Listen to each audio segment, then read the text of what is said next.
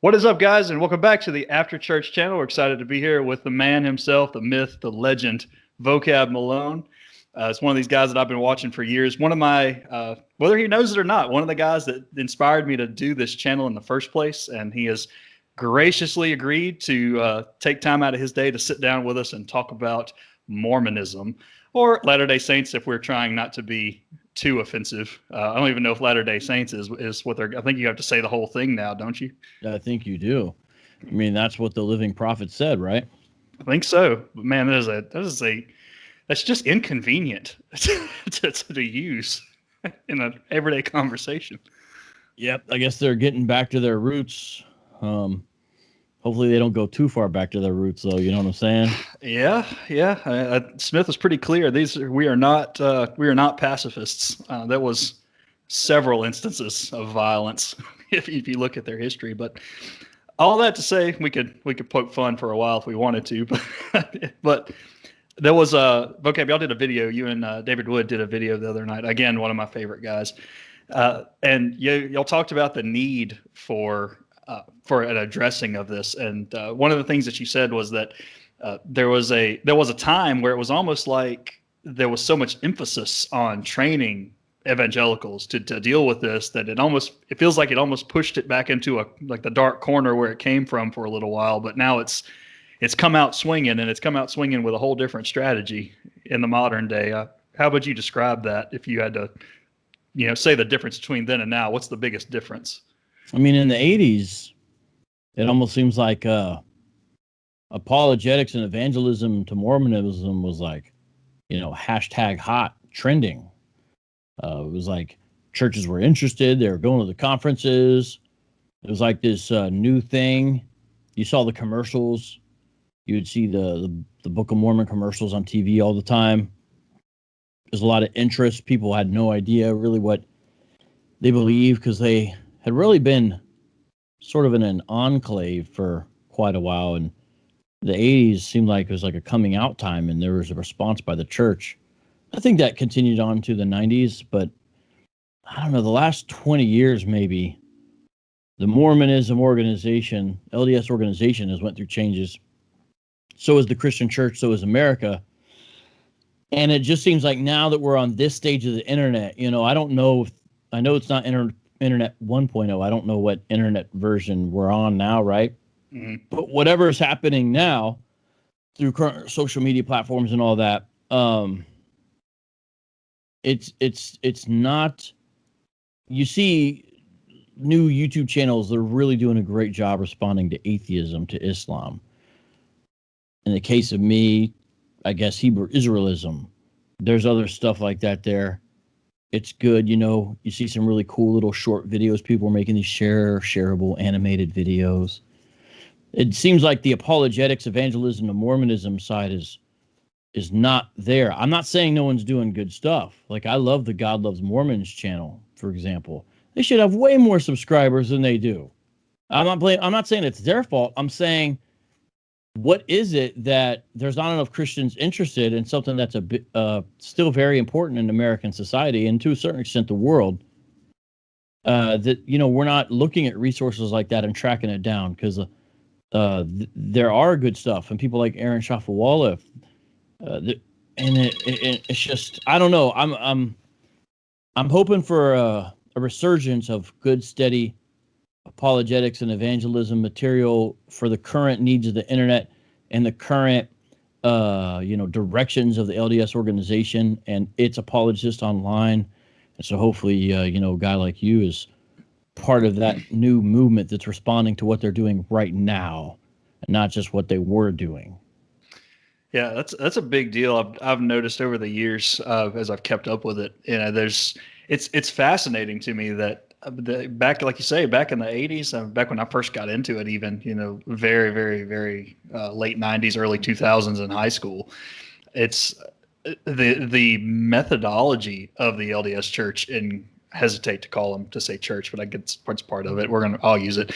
It's the methodology of asserting, and it's almost as if there was a time when there was that 99-to-1 approach, that we talk about with Islam, that if you push this thing enough, there's enough people who are going to believe it that don't question it. Just by virtue of the ratio, you're going to get people that get into this movement. And even today, there's a real emphasis on like family and family values, and this is something that speaks to a lot of people. But it's only been recently that we see a scholastic approach to the apologetics that the church does. The LDS have this, like, there's Daniel Peterson who he did the answer to even the CES letter that went out at the 2014 Fair Mormon conference. That's I mean, he even talked about, I wasn't going to do it, but he goes through and does, gives some pretty good answers, considering if you're just listening to him and you've got a bias towards wanting that to be true. And I guess my fear is that I think what we see in the church today is just an overall lack of interest in apologetics in general. And I wonder if the reason that we see so many Baptists going over to it is because there's not an interest in knowing our faith really well and being ready to be able to tell the difference between something that's counterfeit, if that makes any sense at all. Yes. I mean, it's almost 20 years ago now. It's hard to believe it was that long ago. That's what I was looking at just now when you're talking. J.P. Holding put out a book called The Mormon Defenders, How Latter-day Saint Apologists Misinterpret the Bible. And he spoke about things that were going on then, which is pretty interesting. I don't know if there's ever been a book quite like this, but it's like if you did it now, there'd be some similarities, but there'd be a lot of things that were different. And I think you would have to include what's going on social media, on YouTube. Like on Twitter, there's a gal, Hannah Syriac, I think is her name. There's the LDS Philosophy Twitter channel. They had different levels of followers and whatnot, but they're trying to be relevant on those platforms. And it's interesting to see because some of them are representing a more sophisticated return to a certain version of conservatism within Mormonism. They're trying to be modern, but also serious about their faith. And it's weird because I feel like a lot of them end up fighting a battle on multiple fronts. I think some of they end up having to sort of deal with Christians, secular society as well, but also the strangeness within their own church. Within their own organization, they kind of have to deal with that as well. And so, they got their hands full. I mean, I'm not going to say I feel sorry for them because we don't want a false church to succeed. Right. But at the same time, we can have some empathy. But it's interesting to see now what's going on, especially with the YouTube channels. For however it is, LDS, they're kind of early adopters on YouTube, and they have a lot of access to some powerful media things, where people have taken acting classes and they got people who know how to produce and all this. And it seems like there's people involved with the LDS organization. I don't know where all the funding comes from, but who are willing to sink some money into this. And so, they put out some quality stuff. And as far as, YouTube ready is what I mean by that. Obviously, there's problems with the truth content, obviously. And so I don't know if everyone's aware of this. Sometimes people have this tendency to discount, the Mormon church is dying, or, Roman Catholic. I don't know. That's a simplistic attitude, and a lot of times it's always true. We don't know the future of what's going to ebb, what's going to flow. So in the meantime, while we're here, we need to have some better, serious responses and wise responses as well. Learning how to do some clever stuff on YouTube and social media, like some of them are learning how to do. Yeah, absolutely. Well, and that's interesting because there's a lot of these what we would call cults that seem to be dying as the internet is becoming more accessible. It becomes a bigger part of everybody's life. Information becomes more accessible, and we see the dying of some of these faiths. But this is exactly the issue: is that the LDS Church seems to be what's the right word? they're changing with the time. They're trying to meet that challenge, and so I don't think people have stopped to realize like this that how big children are in the LDS Church in and of itself. Mm-hmm. And so I don't know that we can say, oh, it's going to die, don't worry about it, when number one, they're meeting the challenge scholastically and they're having more kids than any of us are. And those kids are growing up and embracing that thing, and they're giving them good reasons to do it. I think I wouldn't be shocked to see a resurgence, to be honest with you. And that's pretty unsettling by itself. Yeah, it'd be interesting to see. Mormonism has had missionaries, so they've done some stuff overseas and maybe more success in other places than others. But my understanding is usually they have problems getting people to really stick with it. It's so centered on America, and so a lot of it's sort of a difficult tale to have to tell. These Americans coming with what seems to be a very American gospel and whatnot. But they've had some success and all that. But yeah, I don't know. No one really knows. But you could see some. All it takes really is kind of the stroke of a pen for them to, for example, adopt same-sex marriage or other things that would seem to be very problematic, considering what's supposed to be the theological foundations. But that's where the cultural pressure can become great, because I think they've done it before. In 1890, I don't think there's really any theological impetus for why they were going to drop polygamy. It was had to do with a larger society. I mean, you can't become a state, Utah, unless you drop polygamy. And there's a revelation given, and stuff like that. So, like, what will happen with this? Because the cultural pressure is indeed great, and there's something in the works called the Equality Act that sounds good, but if you look at the Equality Act, it's going to have serious repercussions for religious liberty and religious freedom. And Mormons might feel that. They might feel that as well. So it'll be interesting to see what occurs, but you just can't predict, because in a lot of ways they've done something I don't think a lot of people might have predicted, which is said, okay, all these documents of ours are circulating on the internet now. Well, we'll just put them all up on our own websites. We'll archive and just let you guys see it all.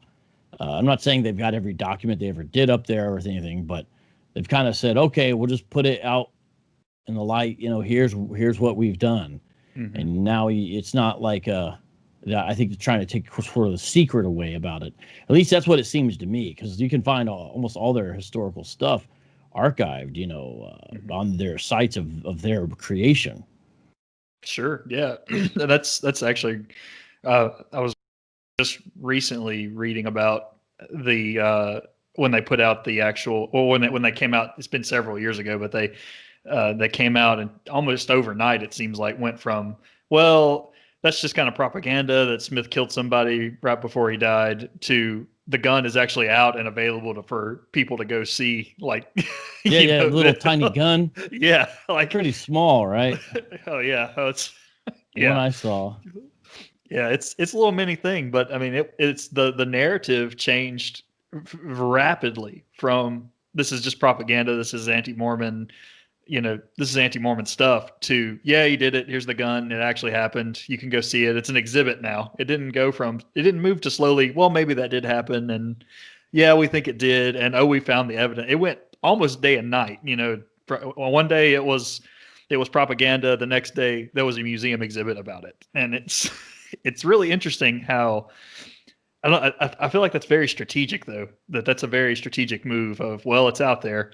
We might as well own it and address it, because if we do that, then there's less reason to be suspicious about it.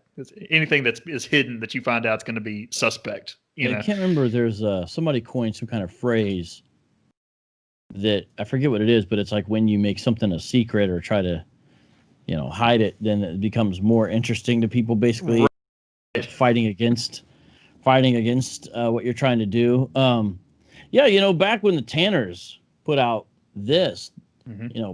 prior to this, the Changing World of Mormonism. I mean, they're in, little archive rooms and going into, libraries and stuff like that, and looking at stuff on microfilm or microfiche or whatever it's called, and having to look at stuff almost kind of clandestine. And Sandra Channer, I interviewed her a few times, and she was telling me how she would tell people, like, did you know our church did this or that or whatever? And people just thought she was a liar.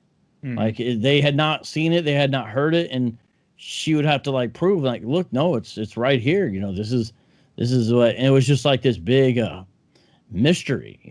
But fortunately, there's more stuff out there. But what's happened, it seems, is then the LDS apologetic side of things is kind of come up with more sophisticated defenses to excuse a lot of bad behavior, basically, to excuse a lot of poor scholarship, and to excuse even the organization or church's own lies or fabrications or half-truths about some of their own history. So it's we're in a strange time, to be sure, and you really got to care about the Mormon people, as they're called, to dig into this stuff, because it gets highly detailed. And I remember when I first started seeing some of the early apologetic stuff on the internet, I was like, man, one of their strategies, I think, is to footnote you to death. Mm-hmm. So they could have all these footnotes, and the appearance to most people was this footnote supports this statement. But you will look at a lot of footnotes, and it's not the case, but they would have these papers that the goal seemed to like overwhelm you with the amount of footnotes, even if it was not really proving the thesis of the paper. And I would read some of these papers, like I remember when they reviewed, where did it go? The book about Joseph Smith's non-translation of the Book of Abraham. And I remember I went and read their review of it, and it was called something like a comedy of errors or something like that. Yeah, by his own hand on papyrus. And it wasn't very good or convincing at all. It was just super long, super wordy, had a couple catchy things, comedy of errors. But a lot of it was just sort of talking about the issues, but not really fixing any of the problems in any meaningful way that I saw. And the way I got this, article, for example, this review of this by these Mormon apologists, was a kid in college that I was witnessing to. He's like, here, I printed this out. Read this. I was like, did you read this? He didn't read the article he was giving me, but to him, that was the answer to get me off of his back about the Book of Abraham, which he didn't know was a problem until the day before. And I told him. So, there you go. So it can appease a certain level of kind of Mormon needing to be appeased, right? Mm-hmm. But it's tough because, you and I don't want these folks to become atheists and secularists, but we see that happening, or relativists. We'd like to see them turn to the Lord, but man, how many ex-Mormons just get bitter on the whole thing and they're out the door forever? And, that's not really a win for anybody. You know what I'm saying? I don't think. And so it is a tough thing to see, because people lose their faith in this thing in Salt Lake City, but doesn't always mean they gain their faith in Christ as they should, Yeah, that's actually something. If you ever listened to James Walker, the guy that runs Watchman Fellowship, he's a former fourth generation Mormon, and that's one of the things he hammers on, is that if you're going to destroy somebody's worldview, you had better give them something to replace it with once you've destroyed it. And because you're just as damned under Mormonism as you are under atheism. That there's But all that to say, you've mentioned the footnotes, and I've noticed that as well.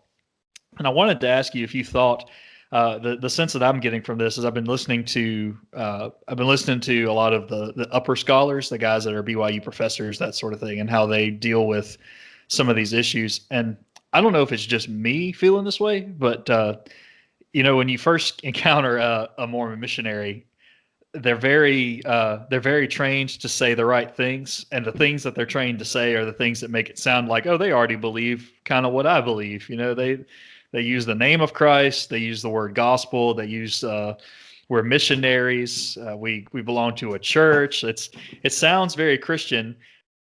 It's obfuscating a lot, right? And I don't know if it's just me, but it seems like the answers that are getting, once you dig a little bit, as sophisticated as they are comparatively to what it was, years ago. I find that there's a lot of or at least there seems to be a lot of obfuscation going on with the answers that are given. You find that to be the case, or is it? You're saying by the missionaries themselves? No. Even Are you saying by the high level scholars that the Yeah. missionaries repeat? Yeah. Yeah. So, well, I'll give you an example. I was listening to one the other day, and they were talking about, I think they were talking about the Kinderhook plates, if I remember right.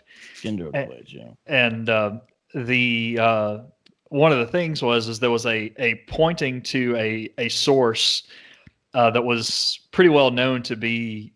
It's a contemporary source, and it was a source that was known to be anti-church at the time, anti-Mormon at the time. Mm-hmm. And so it was passed off as, well, that's an anti-Mormon source. That's an anti, it's against what it's trying to talk about. So it's the worst kind of historical source. And that just struck me as just the most odd dismissiveness that I think I could imagine in the moment, because if that's the case, then all we're doing is noting confirmation bias. And if we're going to do that, then we have to do away with all the pro-Mormon sources too, because that's the same kind of confirmation bias, just in the other direction. So so the answer is kind of obfuscating the faulty logic, even though it seems very reasonable on the surface. If you think about, you see what I mean? Like that kind of stuff is an interesting response, because it seems very reasonable, but it's not. Well, yeah, that's you see that pro-life people are anti-choice. When you deal with Roman Catholics, they just call everything anti-Catholic. When you deal with Muslim apologists, they end up calling you Islamophobe. When there used to be discussions between Christians and advocates of things regarding homosexuality, it's kind of become a lot less. It doesn't seem like as many of them are interested in talking, basically. But, you're homophobic, bias there. Instead of really dealing with the arguments, just to impugn the motives. Mm-hmm. So similar thing happens to in Hebrew Israelism. When you deal with the Hebrew Israelites, you're either a sellout or you're a supremacist, white supremacist or something like that. Or, like a sellout who is cool with white supremacy, that kind of thing, instead of just dealing with the arguments. And so that's a common thing. Christians sometimes can do that too, but it doesn't really answer the truthfulness of any of these things. And it just basically transitions the discussion into a discussion about the person and what they believe and all that kind of stuff. So that's not, helpful. I'm sure, there probably are some Christians with sort of latent, deep-seated prejudice against Mormons. I mean, I know some folks who grew up in Salt Lake City, Utah, and they were non-Mormon in largely Mormon communities, and some of them feel pretty slighted or bullied or discriminated against by those experiences. And so some of them do have some resentment. So that's true. I mean, those aren't like the top apologist people or anything like that are Christian apologists that, but yeah, it's true. But what's interesting is, speaking of that kind of thing, and this is not exactly what you're saying, but there's groups of LDS kind of based scholars who have even transitioned over to a place where they're able to do things like publish books that are published by Oxford. Mm-hmm. So, for example, I got one right here, Standing Apart, right? Mm-hmm. Mormon Historical Consciousness and the Concept of Apostasy. I mean, it just kind of sounds like that kind of thing. It's like, oh, that's and to my knowledge, every single one of these folks is an LDS scholar. Let's see. I mean, look at the book, In Memory of Spencer Kimball and Gordon Hinckley, right? Right, yeah. I'm trying to see when this was published. 2014. Had to be recent, yeah. Oxford. Mm-hmm.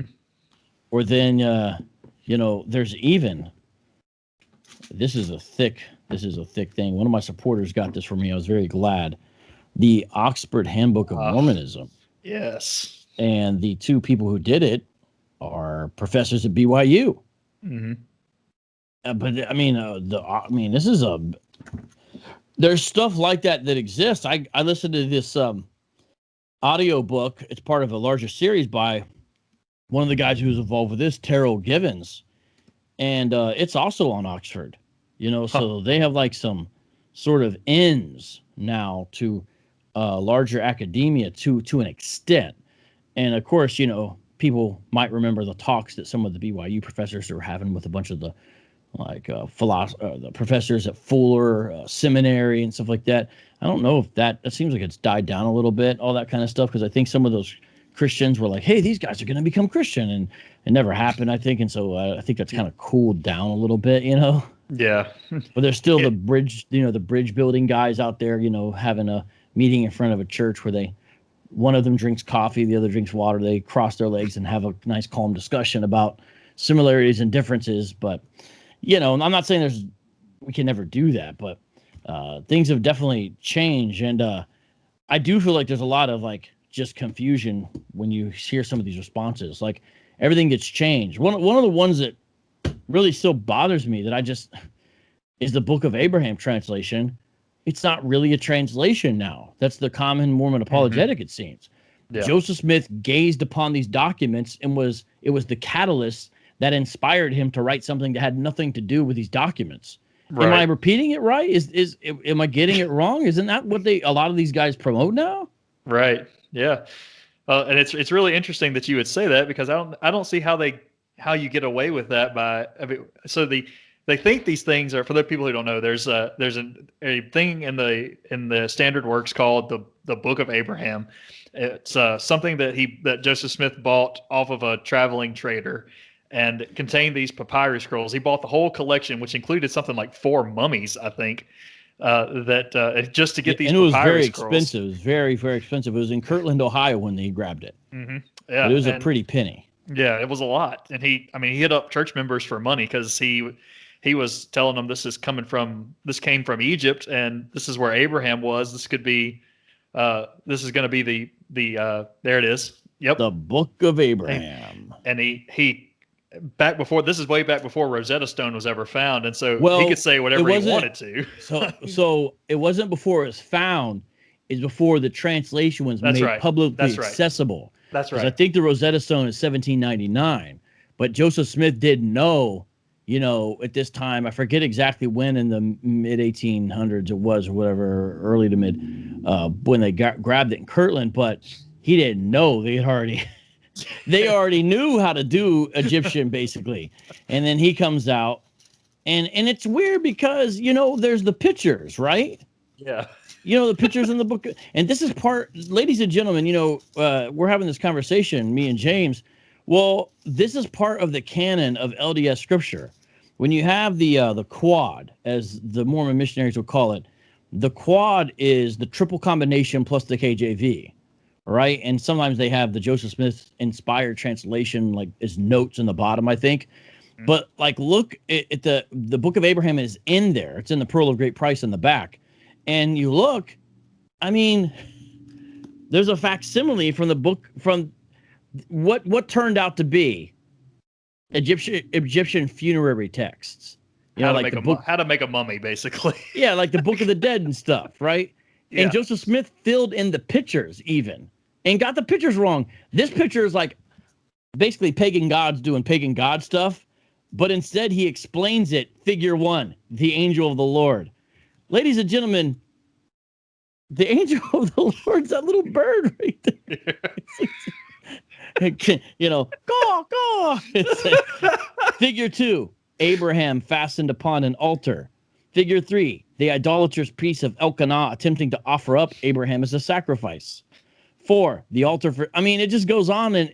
And so, first of all, this has nothing to do with what the picture was, but it's just bizarre. Now, they found the rest of it. They thought it was all burnt up, and they found what he actually had. So for a while, it was lost. So a lot of LDS apologists will be like, well, we don't really know if that's all of the scroll or the right one. It's clear that it was. When you start looking into it, it's obvious that it was.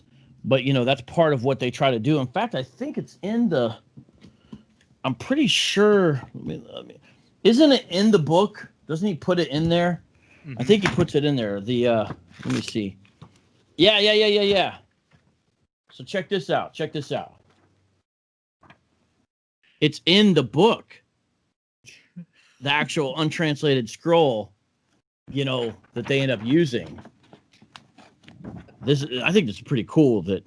So this is a Christian apologetics type book, right? Called By His Own Hand Upon Papyrus, and they actually show you what it is right there, which is really cool. That ends up becoming this Book of Abraham.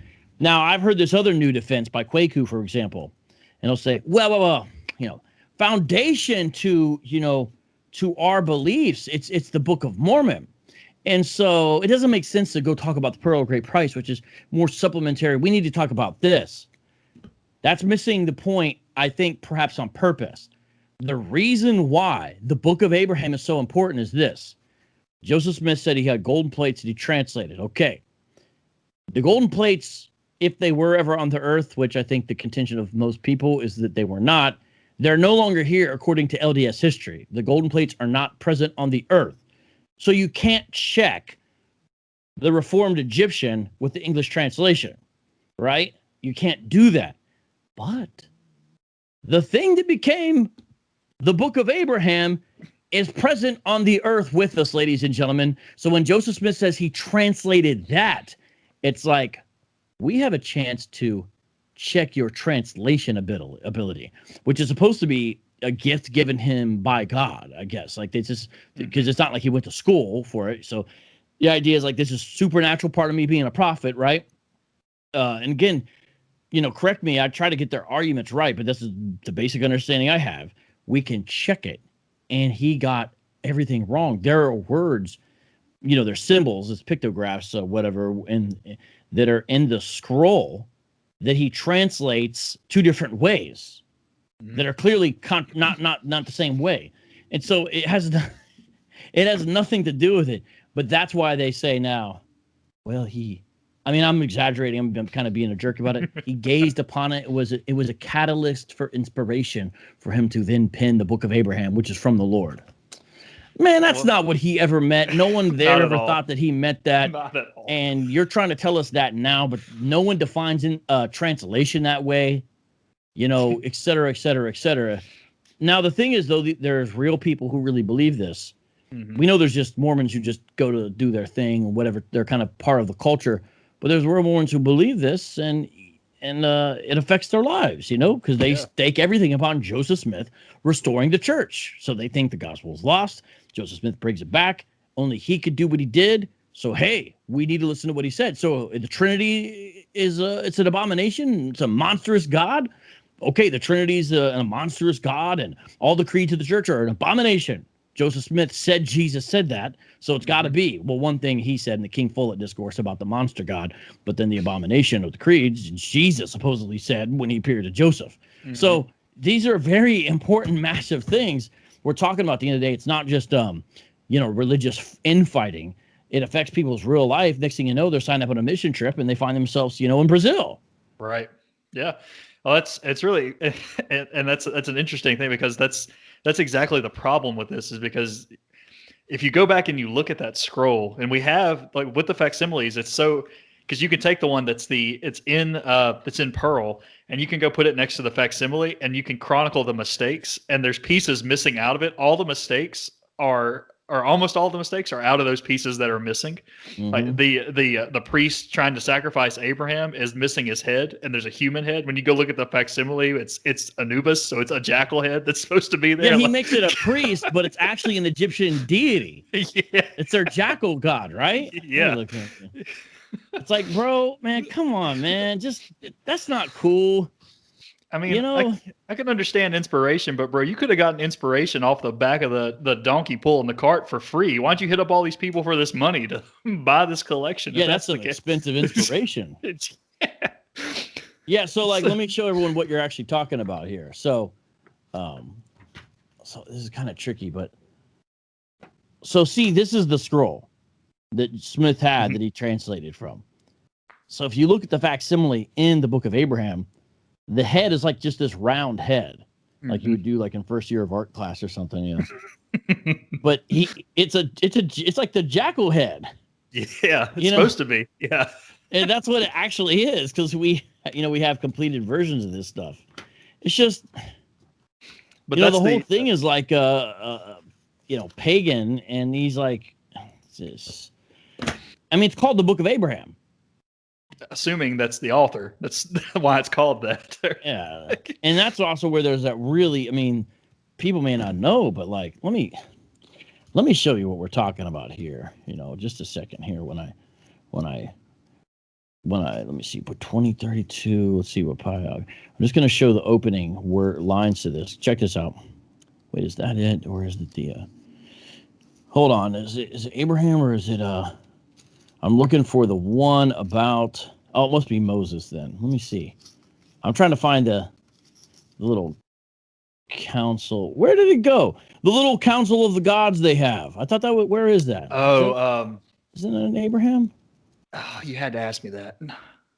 Well, anyways, I was going to read this one particular section to give people a flavor, because it's like, I'll just say it's not cool, basically. Oh, there you go. I found it. Yes.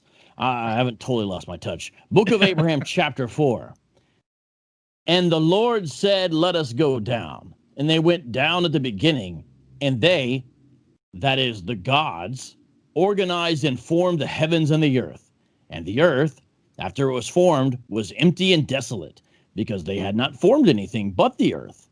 And darkness reigned upon the face of the deep, and the spirit of the gods was brooding upon the face of the waters. And they, the gods, this is what it's saying. I know I'm reading it that way, but it's saying the gods every time. Yeah. Said, let there be light. And there was light. And they, the gods, comprehended the light, for it was bright. Way to go, gods! They were able to tell the light was bright. We got it. These gods had the highest IQ out of all the gods ever. Right? Best IQ ever. Smartest god ever. Oh my God. And they divided the light, or caused it to be divided from the darkness. And the gods called it. It's a polytheistic rewriting of Genesis. Yeah.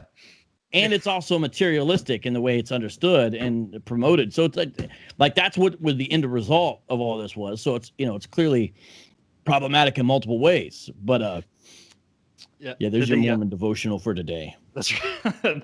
And I have to go back and check the history on this, because that apologetic that it was for whatever reason it was the what do they say, the inspiration for the translation. I need to go back and read the history on this, but I'm pretty certain when that was found in the back of a museum that the church bought it because it was going to be the apologetic to prove the trustworthiness of it. I think the church spent money to buy that relic. Poor Mormon church. They had to buy the same document twice. So it is a little messed up if that's true. I want to say that's true. I need to go back and check that. So I will find that source, and if it's real, I'll find that source, put it in the description below. All that to say, there's a lot we could pick on. There's a lot of stuff like that. The Book of Abraham is one that always bothers me too, because you just have to have so much intellectual dishonesty to not take that seriously. Almost, you have to want to believe it's false to not let that be a big deal. Almost, at least from the way I see it. But in terms of methodology, I think what we're seeing is a lot of scholasticism that's going into this. But I was going to get your thoughts on this, because I'm just not sure that the major weak points of that religion have actually been addressed with scholasticism, because a living prophet is kind of a big claim, and if you're going to say that, then that office had better be trustworthy. Mm-hmm. And I think we've got a pretty solid record of untrustworthiness. You mentioned Wilford Woodruff in 1890, and say, if you go back and look at the history of that, it's, hey, we want to become a state, and it's the United States says, twist, no, you're not going to become a state as long as you're practicing polygamy, and you better quit or we're sending the National Guard in. So, and Wilford Woodruff said, God has spoken to me, polygamy no longer, stop it, no more polygamy. God says no. You go back and read Joseph Smith, when he was first teaching it, he taught it as an eternal and everlasting covenant that was necessary for salvation. Yeah. This is something you can't get rid of and be saved. And the government threatens the church, and God changes his mind on this. And God didn't know this was going to happen, number one. But then this eternal, everlasting covenant, if that's the God you're worshiping, and it takes nothing more than the threats of a budding country's government to change the very nature of how salvation works. In what way do you ever have any kind of trust in that God to save you in the first place? Yeah, because sometimes you'll see some LDS folks basically kind of brag about, hey, we have the authority, the priesthood. You guys don't have that. And we've got the living prophet. I mean, how many of your guys' churches have that, And so, you should listen to us. So it's like this claim of like, hey, only we've got this. And this is very important. How can you be a true church upon the earth? How can you have the restored gospel if you don't have these things? Well, you can't. Well, we do have it. So that's the claim. So that's a big claim, but it's not a trustworthy thing. The very foundation of it is shoddy. The wise man builds his house upon the rock, who is Christ, and the foolish man upon sinking sands. And obviously this ultimately is referring to a person's life, obviously, in their eternal destiny hereafter, as far as the parable Jesus uses there.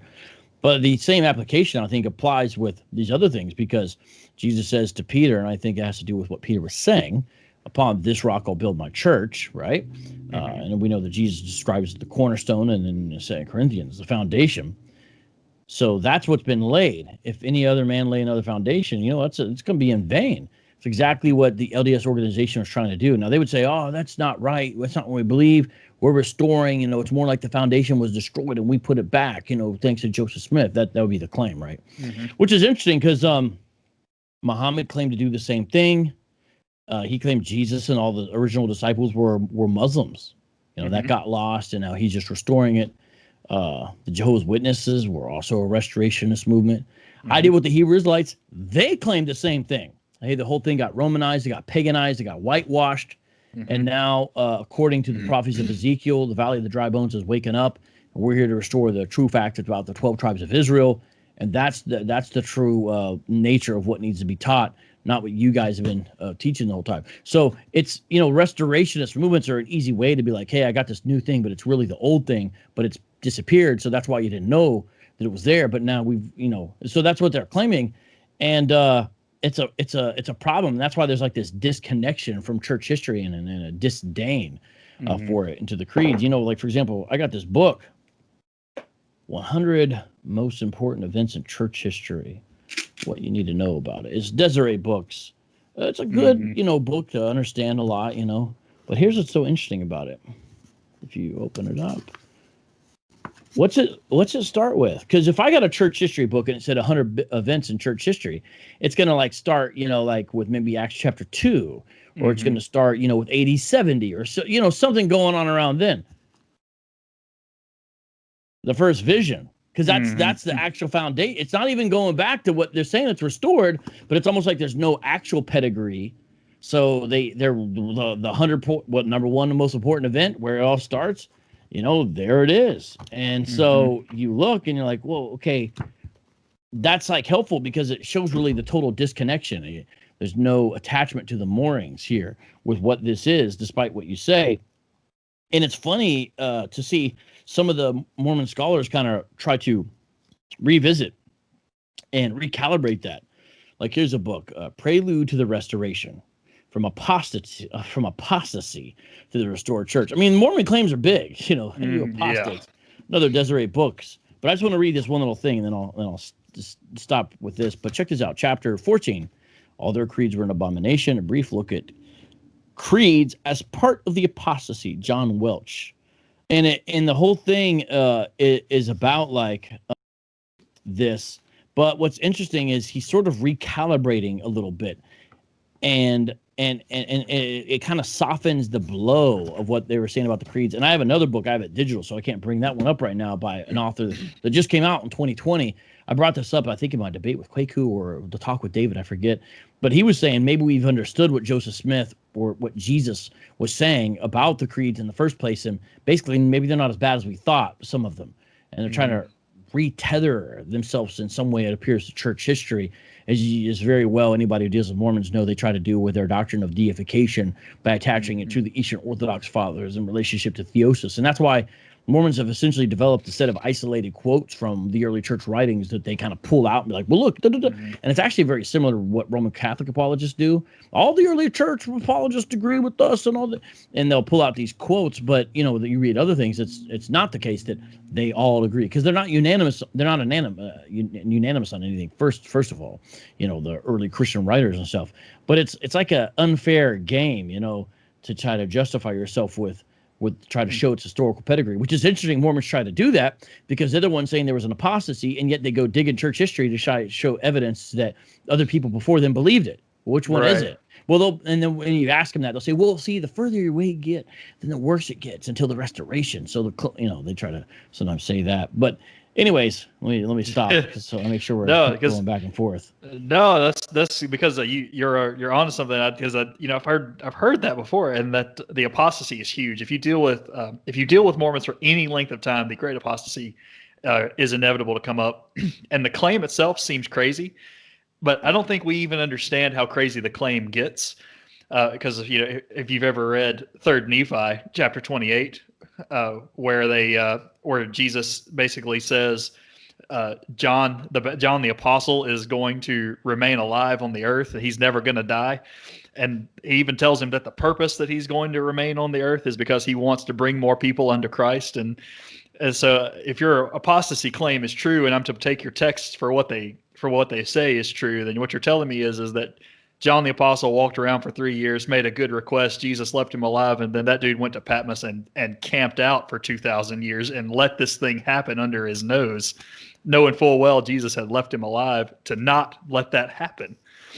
So yeah, he's still here, I guess. Yeah, he's still alive. He's supposed to be still alive on the earth, which I don't understand how you have 12 apostles if one of them is walking around immortal on the earth somewhere. That guy's you got 13 apostles, bro. Somebody needs to give up a seat and find that guy.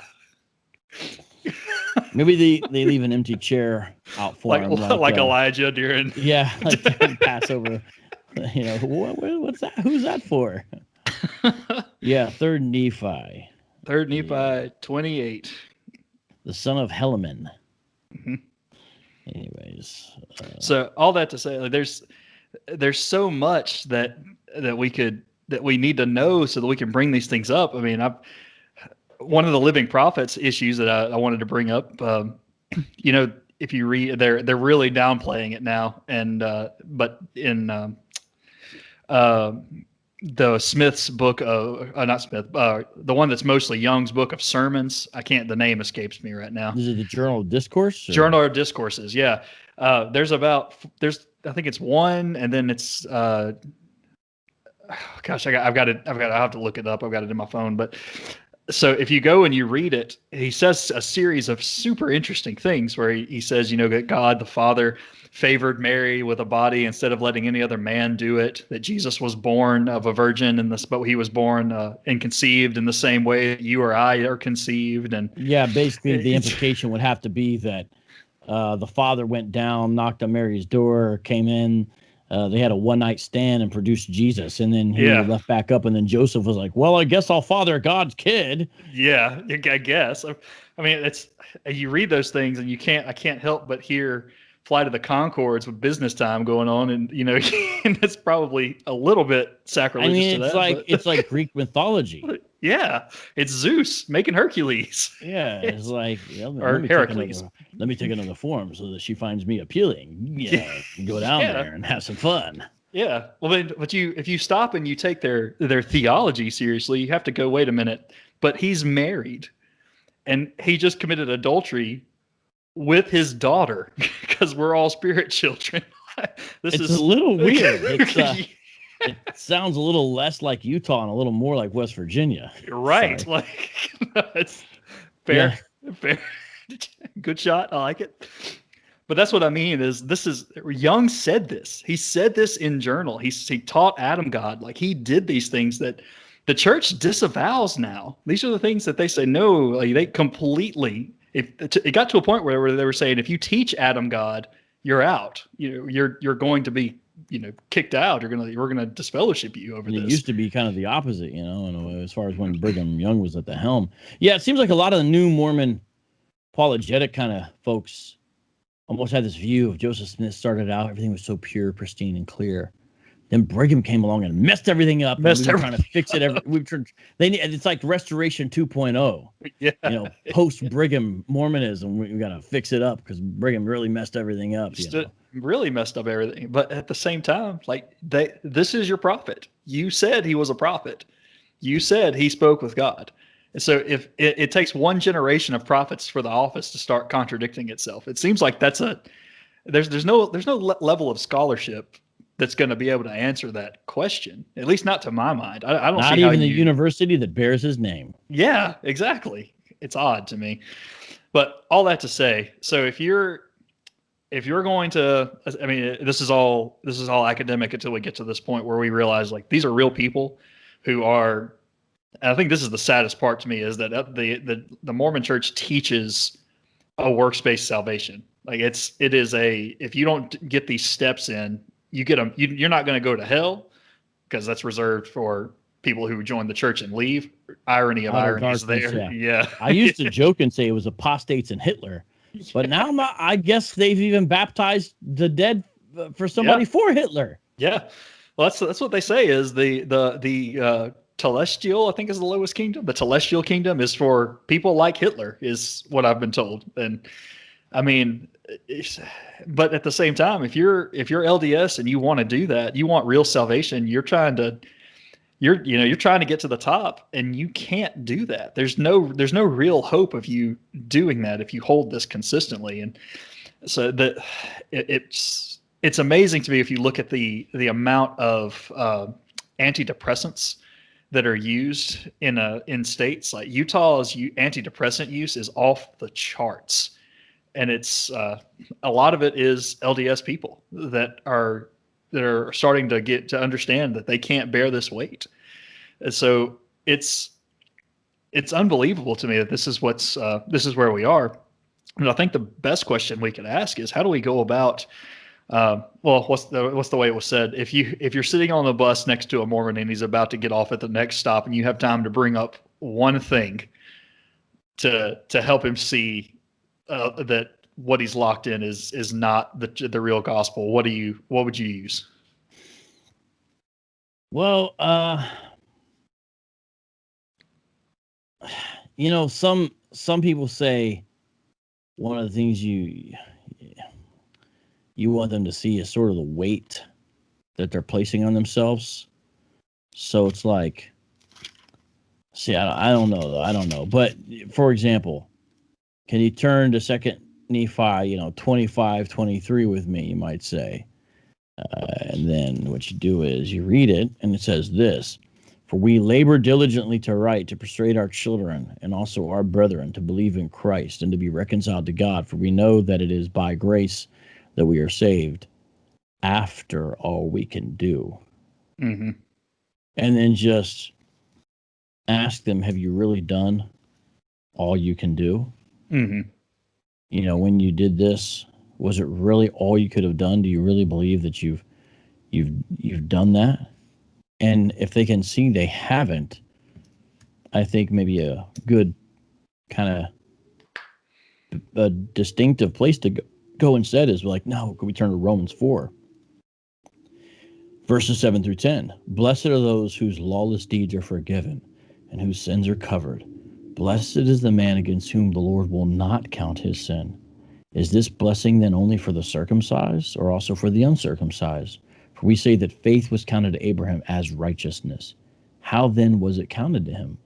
Was it before or after he had been circumcised? It was not after, but before he was circumcised." Showing the point, it wasn't after all he could do.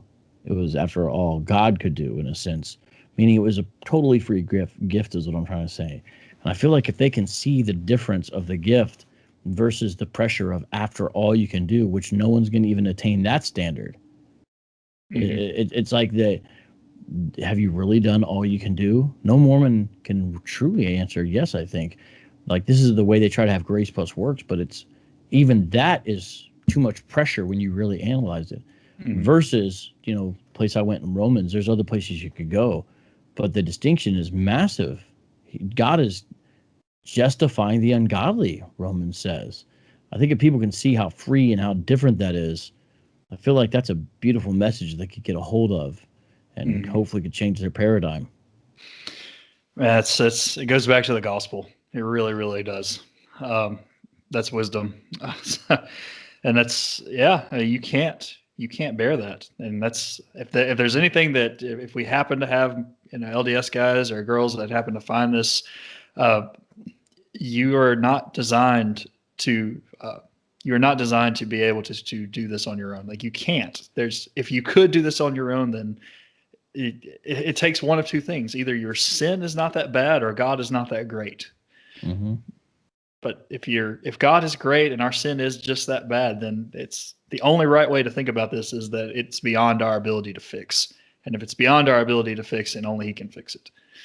So I would plead with you to reconsider your position on what it means to be saved and how we are saved.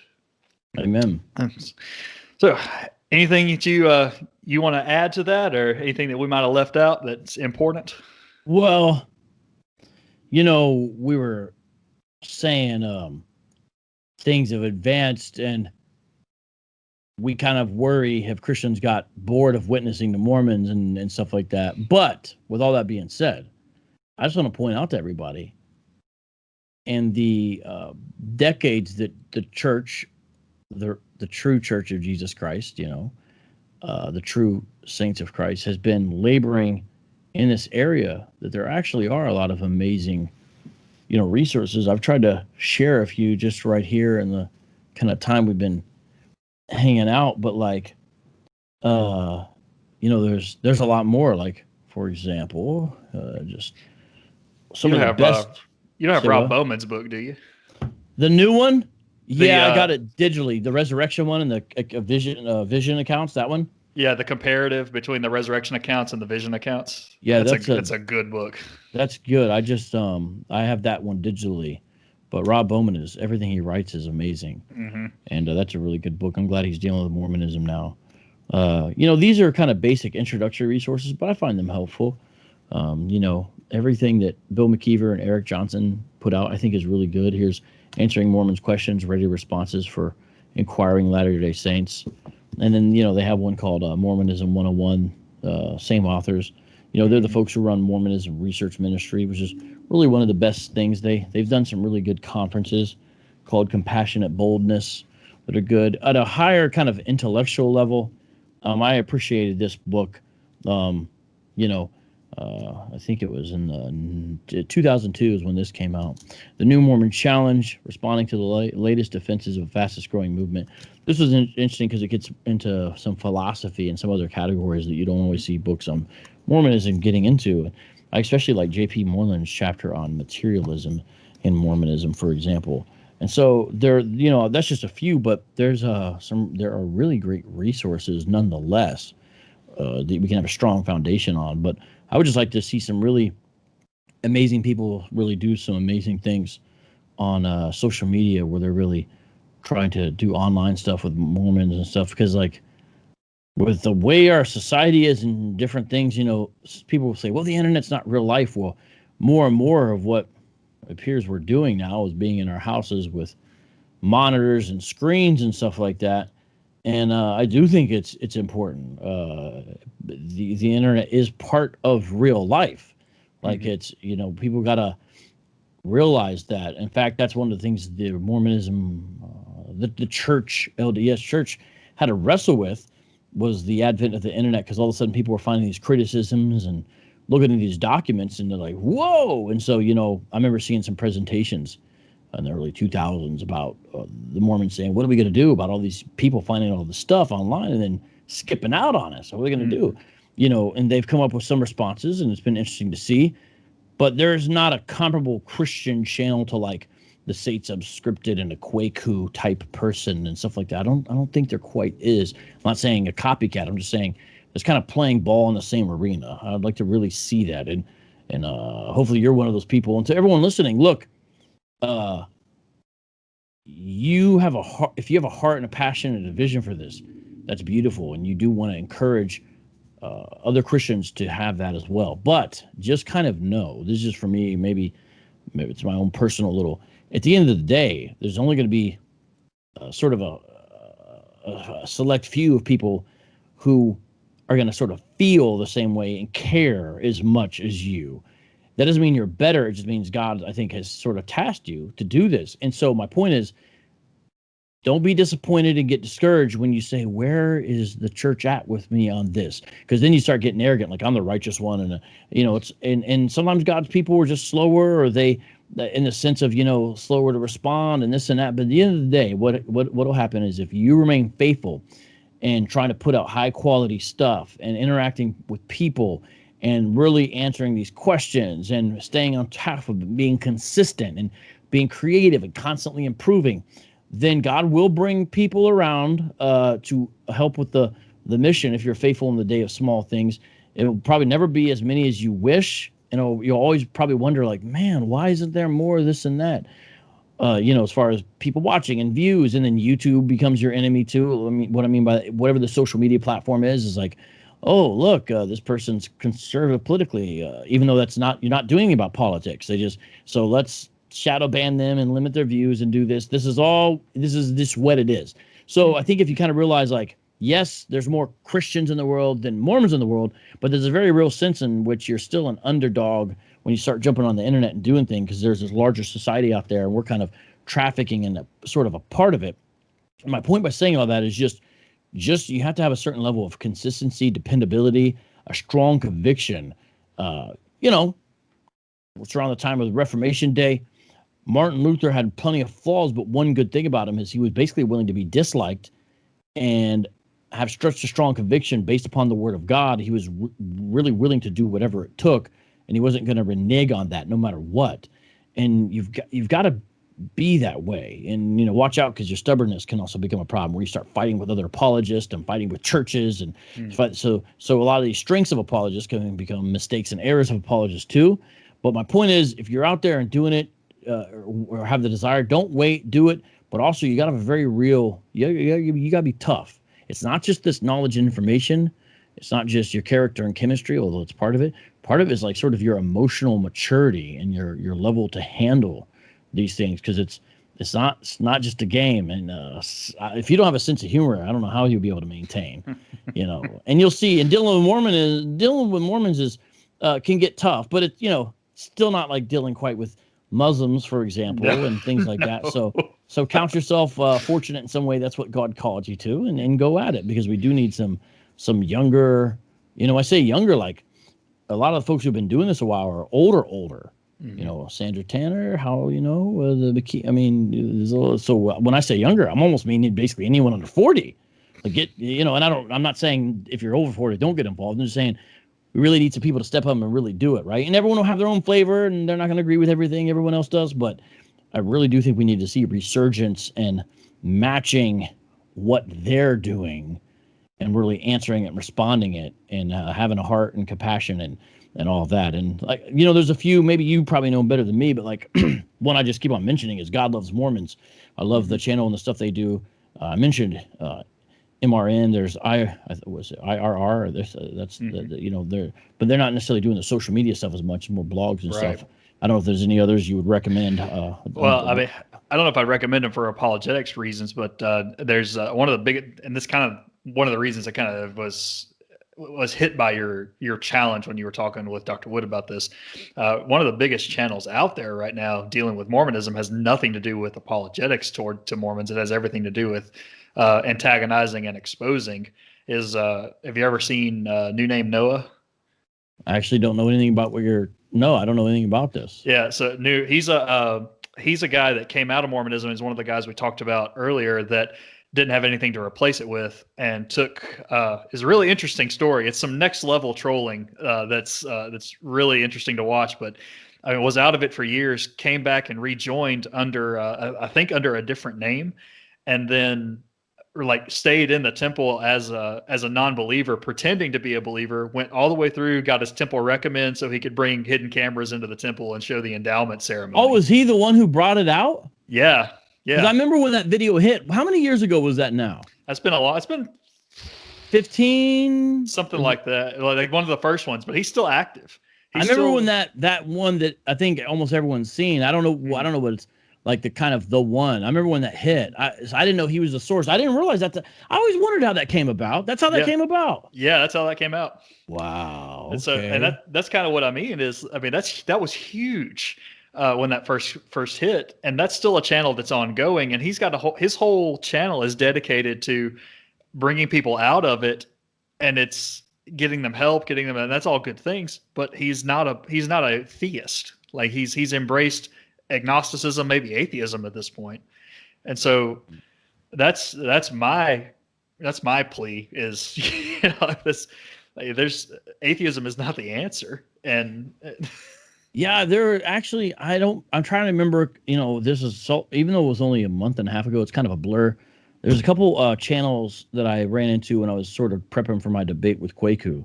And, I didn't really know all these different channels, but at the time, who was a Christian, who wasn't, but I kind of started figuring it out. And some of the channels had some stuff, and I said, hey, you've got some good stuff. Can I take part of this video and I'll put it on my channel and give you credit and da-da.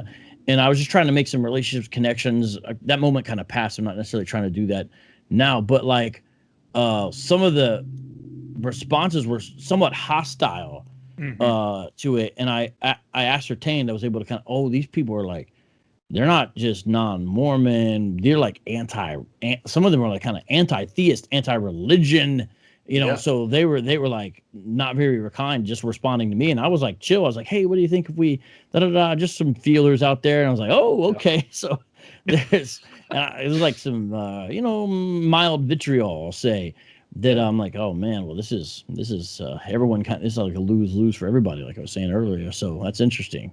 Yeah. Yeah. That's not what we're after. Because I do see some, someone might say it about me or us too, but I do see some unfair attacks. I feel like by former Mormons against Mormonism and by sort of just outsiders in general, things that I think there's some things the organization gets blamed for, but that isn't really, I don't think their fault. Like, I don't know. I saw some of the videos where they're trying to blame a bunch of, I don't know. I want to get into it, but like, it can get pretty nasty, I guess is what I'm trying to say. So I know what you're saying, and that's not really the way to go either.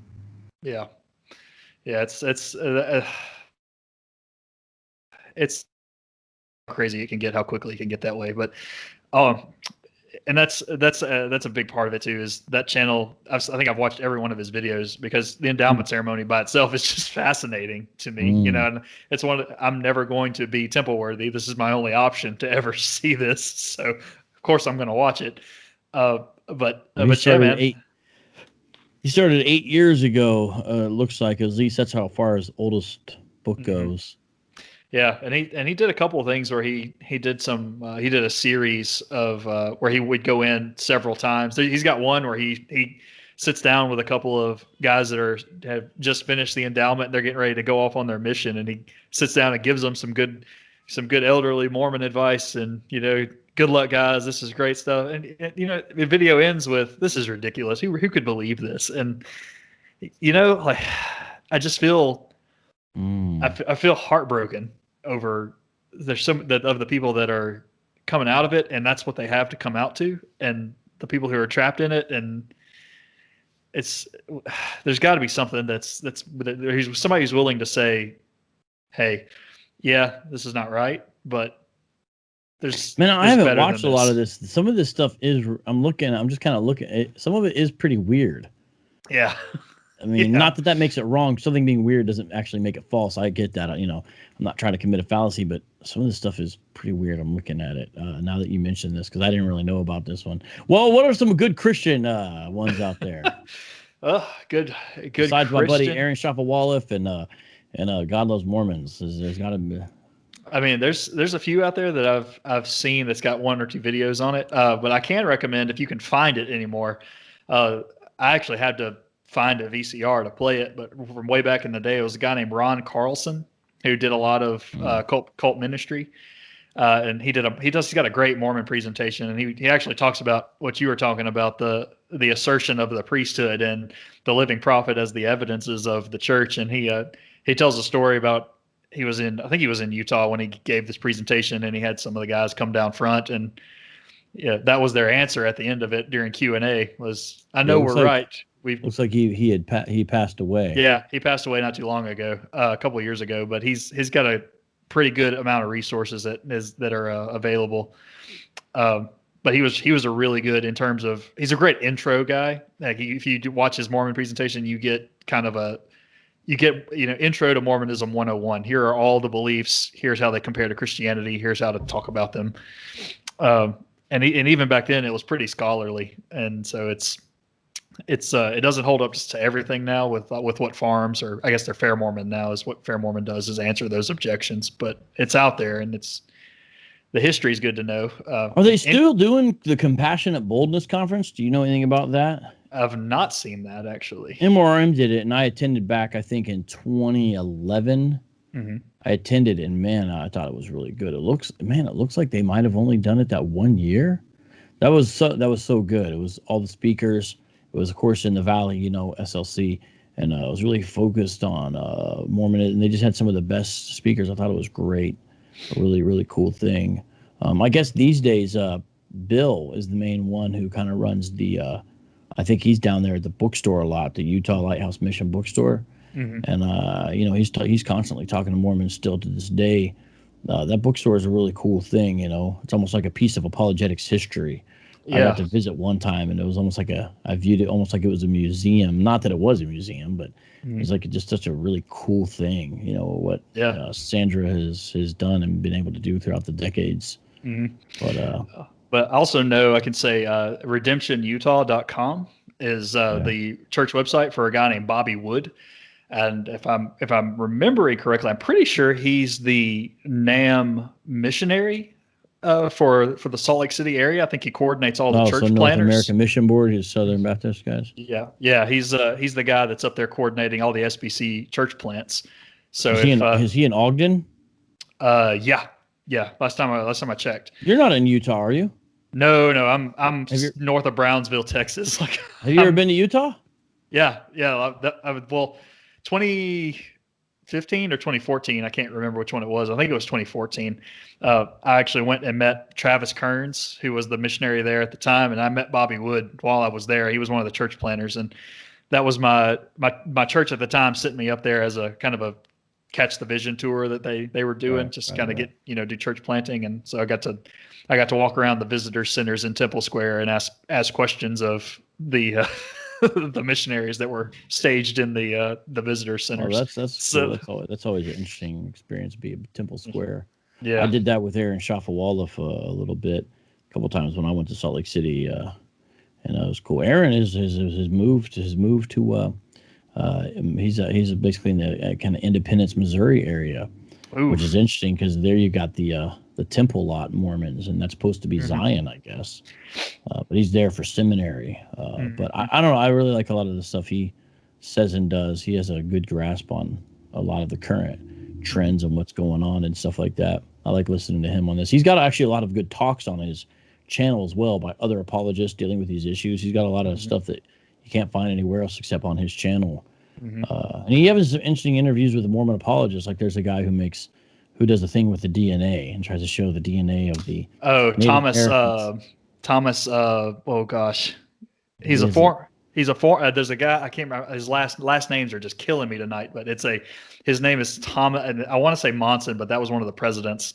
But he's a former LDS guy that was one of the leads on looking at the DNA to see if there was Semitic DNA to be found in the record, and it was all Mongolian extract, and so he's one of those guys that wrote the paper on it, and he appears in a documentary that I think Watchman Fellowship put out at one point. And when I went and looked him up, he had been disfellowshipped for publishing his research that said no Semitic DNA in Native American tribes.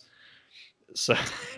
Yeah, there's the guy who was like a geneticist. I forgot his name. He has the book Losing a Lost Tribe, Sutherland. I know him. But Aaron interviewed a Mormon apologist who still tries to use DNA as an apologetic for Mormonism and stuff like that, to show that there are descendants of Semitic peoples amongst the Native American population, which is interesting because, I deal with Hebrew Israelism. Some of the Hebrew Israelites believe the same thing, that some Native Americans are descendants of Israelites. Mm-hmm. Anyways. Yeah. Thomas Murphy, Thomas W. Murphy. Okay.